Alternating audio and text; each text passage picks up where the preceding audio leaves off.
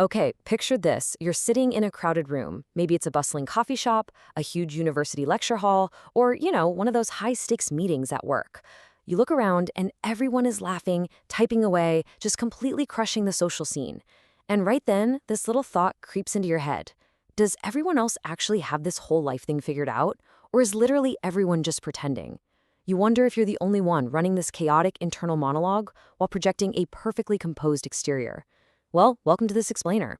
Today, we're putting on our clinical psychologist hats to unpack a deeply relatable, super guarded secret of human behavior, the psychology of faking normal. Okay, let's dive into this, because honestly, that internal anxiety you're feeling, it is entirely valid. From a clinical psychologist's perspective, that creeping suspicion you have that everyone is just putting on a big show, it's not paranoia. It's actually a profound observation of human social dynamics. We're going to look at the hard science behind why we conform, why it's so incredibly exhausting, and why this idea of normal that we're all desperately chasing might just be the greatest collective illusion we've ever cooked up. To start, we kind of have to redefine what normal actually means. Way back in 1965, the psychoanalyst Erich Fromm made this incredibly powerful point. He noted that society's standard of normal is really just an arbitrary ruler created by culture, the media, and our peer groups. Basically, conforming to that standard is just a form of adaptation. It's a survival mechanism. It is absolutely not a guarantee of actual mental health.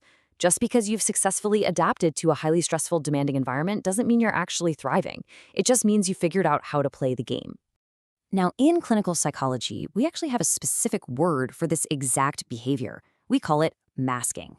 It's the conscious, or sometimes totally unconscious act of hiding your true self just to fit in. I mean, have you ever answered, "Oh, I'm fine," when your world was literally falling apart? Yep, that's masking. The American Psychological Association found that we naturally filter our true selves because of something called social desirability bias. Like in an anonymous survey, people will admit to their deepest, darkest flaws. But face to face? No way. We automatically soften and edit ourselves to present what we subconsciously think is socially acceptable. And this leads us to a truly fascinating and honestly kind of terrifying psychological phenomenon. It's called pluralistic ignorance. Miller and McFarland studied this heavily in 1987. It's what happens when almost an entire group secretly disagrees with a norm, or they feel totally lost, but they all fake it because they mistakenly think everyone else gets it. Think about sitting in a super confusing lecture. No one raises their hand because nobody wants to look foolish, right? So everyone just pretends to understand. Society's whole idea of normal operates exactly like this. It's a massive collective illusion that we are all just too terrified to break.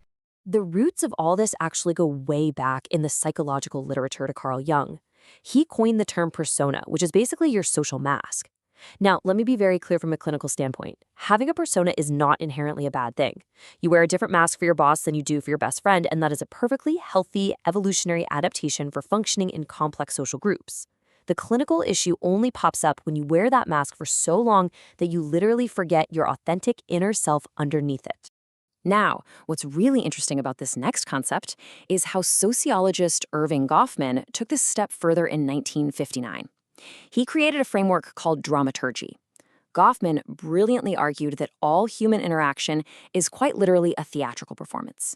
We are all actors, navigating different stages, and constantly engaging in what he called impression management.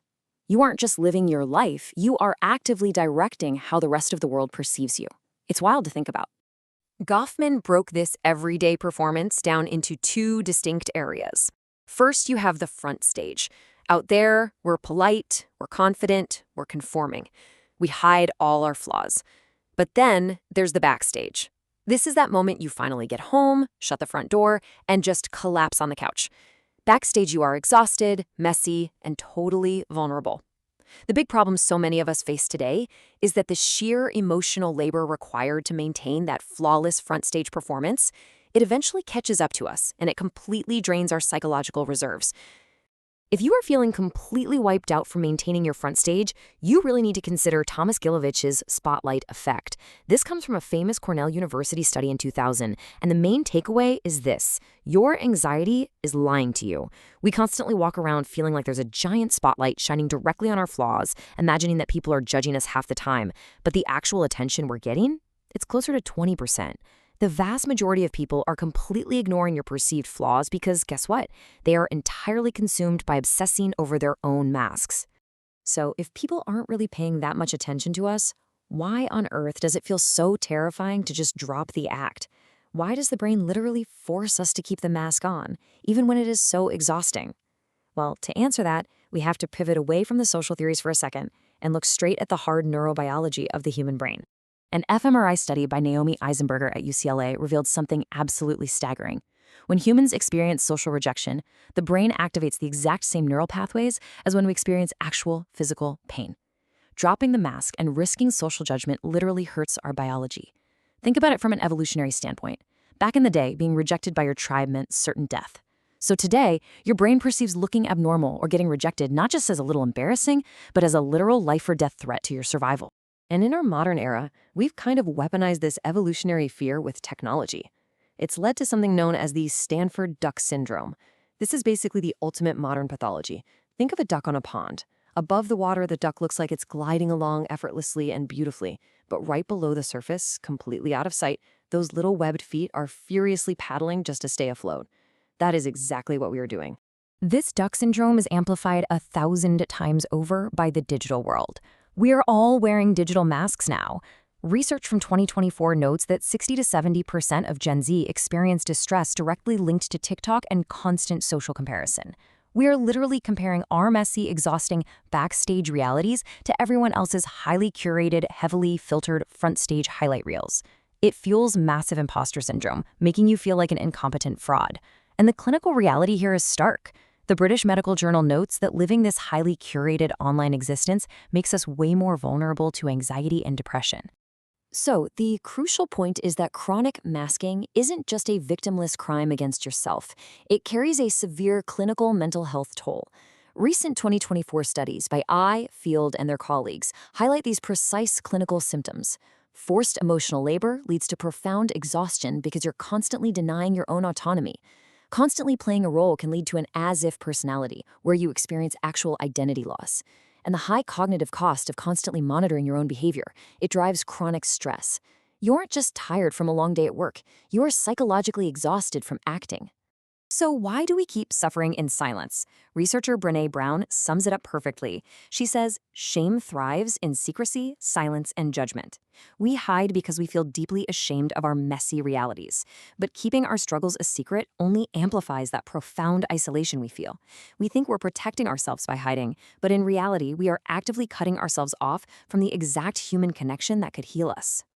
All right, let's move to our conclusion and outline a practical, clinical treatment plan for safely lowering those psychological defenses. Step 1, acknowledge your mask. Stop judging yourself for having one. It kept you safe, but you just don't always need it. Step 2, practice vulnerability. You don't have to broadcast your flaws to the whole world, but try to find just one safe person to take the mask off with. Step 3, separate your social persona from your core identity. Remember who you really are when the audience goes home. And finally, step 4, give others some grace. When someone seems distant or maybe a little too perfect, just remember, they are furiously paddling under the water too. Which brings us to the end of our explainer. I want to leave you with a provocative question to really chew on. What mask do you need to take off today? Remember, genuine human connection doesn't happen when we appear perfect. It happens in that brave, totally vulnerable moment when someone finally admits, you know what, I'm actually not doing great. And you get to look right at them and say, yeah, me neither. That is not a failure of being normal. That is the absolute triumph of being human.